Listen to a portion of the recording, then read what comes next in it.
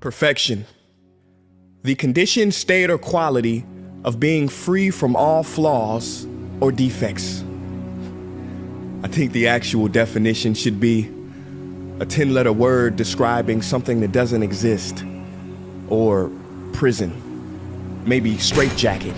See, perfection is a virus, a tumor, a growth. It infects the mind of who it attaches itself to until it eventually destroys the host.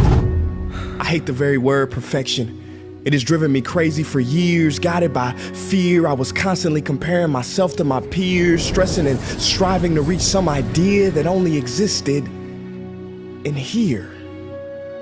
Oh, you thought perfection was real? Well, I disagree. I mean, have you ever seen a perfect tree? In real life, have you ever gone into a forest and seen a perfect tree? Nah, see, they all got a little something going on. Some lean this way, some lean that way, some have a little too much moss, and some got a whole bunch of bark that's been ripped off, but somehow, they're all beautiful.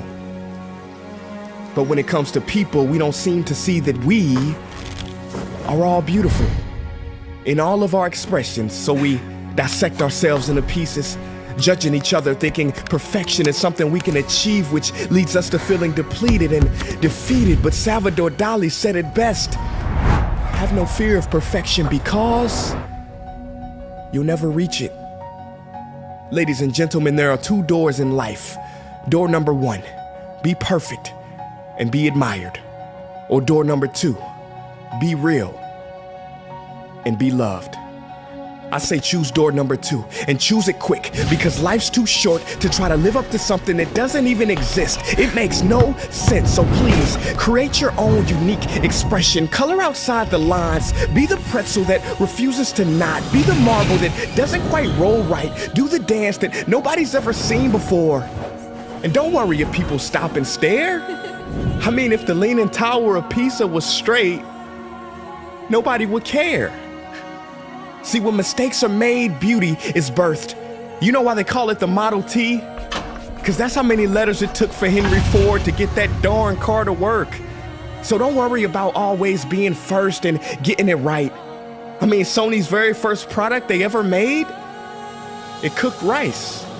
So embrace your mistakes, they are to be savored.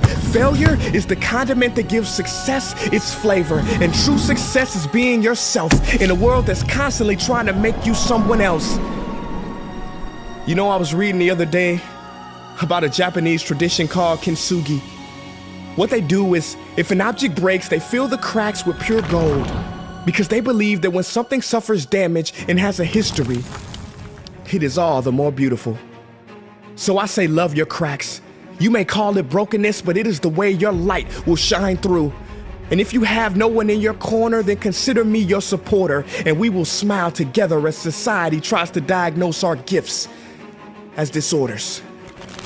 You don't need to be a perfect person with perfect makeup, perfect skills, or a perfect build. Because the truth is, real people aren't perfect. And perfect people aren't real.